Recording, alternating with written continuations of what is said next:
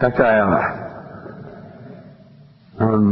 some people say that the elements needed for the first cell that was needed for evolution to begin could not have existed in the early Earth environment. What are your thoughts on this? Well, that's a difficult question to answer.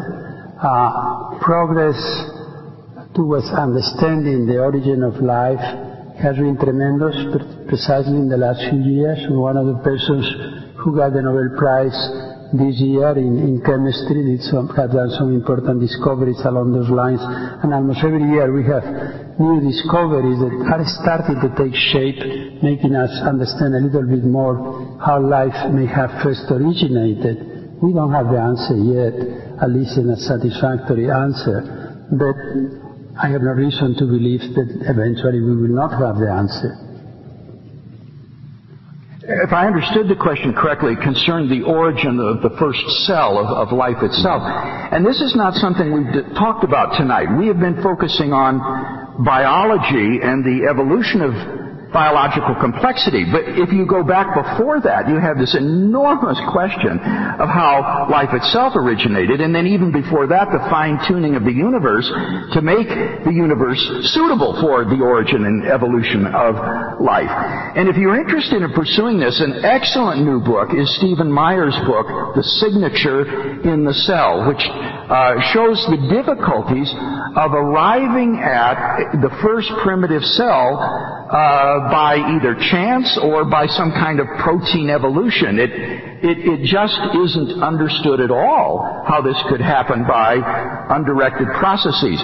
Now, just in August, there was some very exciting research announced where scientists were able to synthesize 2 RNA bases that could help to explain how, from ID perspective, God arranged the chemical origins to bring about life.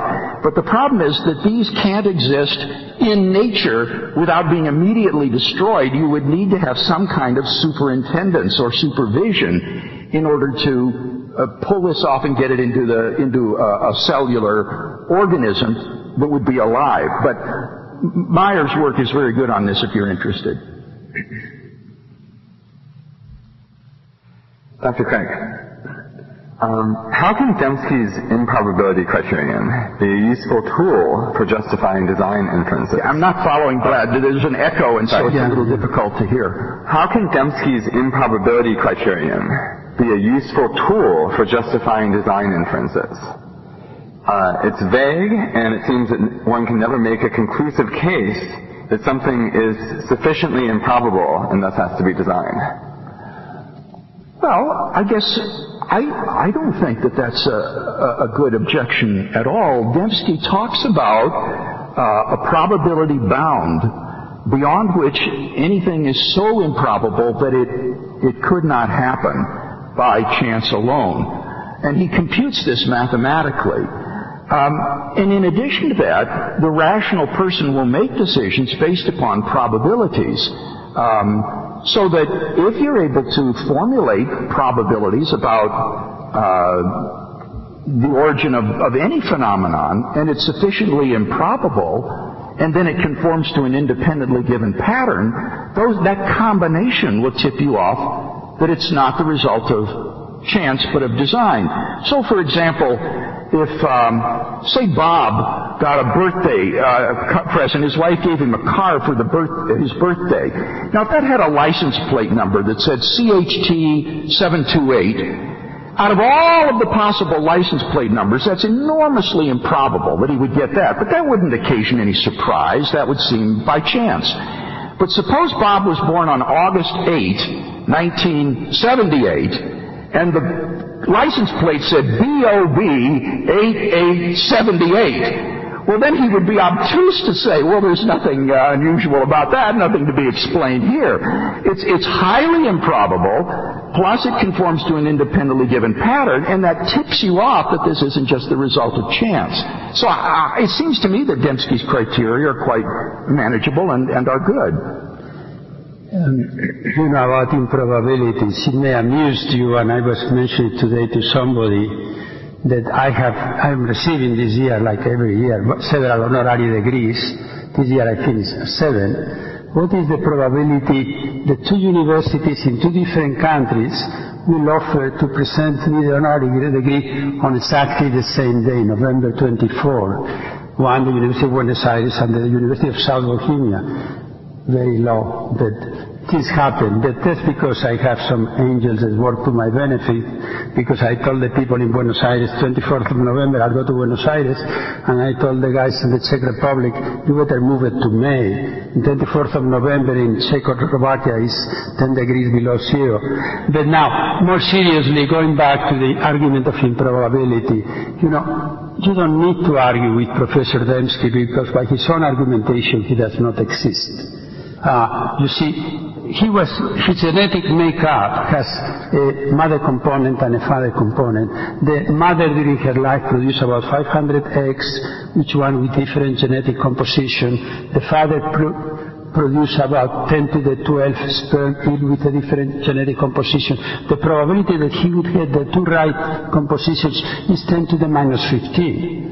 That's bad enough. But the probability that his father had the right genetic composition is 10 to the minus 15. That his mother had the right genetic composition is 10 to the minus 15. So going 1 generation back, the probability that Dr. Dembski exists, by his own argumentation, is 10 to the minus 45. If I go 1 more generation, the probability that he exists is smaller than the reciprocal of the number of atoms in the universe. Those arguments have no seriousness for any serious scientist.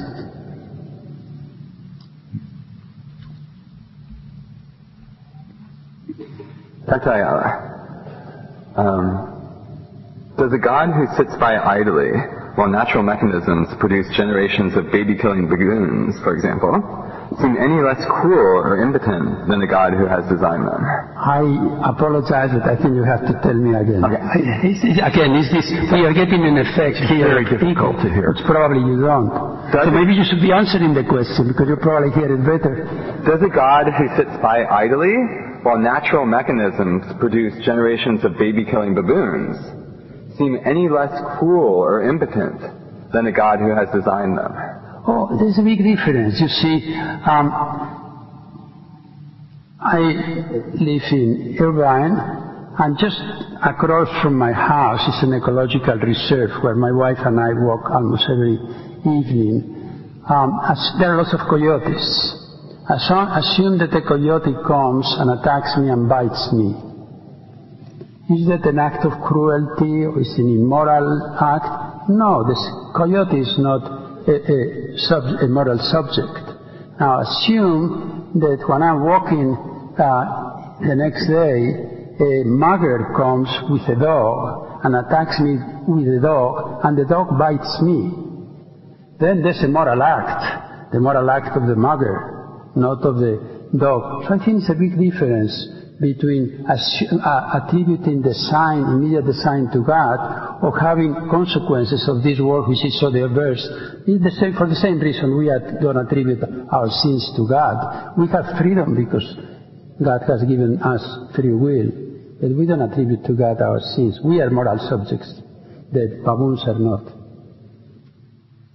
Well, this issue came up in the forthcoming issue of the journal Theology and Science in a discussion of Dr. Ayala's view. And it's interesting that the participants there see exactly the same problem that the questioner did. Chris Doran, in his article, says, Ayala's strategy only pushes the problem back 1 step and thus ultimately leaves us in much the same place we were before. And so you've got to ask, well, why would there be a God who would create human beings by means of a process which would result in so much miscarriage and death? And Dr. Ayala's answer to Chris Doran, and you heard it tonight, is simply that, well, that kind of world is more exciting. Well, that doesn't seem to me to be a very persuasive justification for the permission of that sort of pain and suffering and death. I think we need a much more powerful theodicy than simply saying that a world with evolution is exciting. And so that's why I tried to offer a bit of a theodicy in my final speech for animal pain and suffering. And I, in my written works, have a great deal more to say about human pain and suffering as well. and why a loving and omnipotent God might prefer a world that involves this kind of suffering rather than a world in which there is no suffering at all.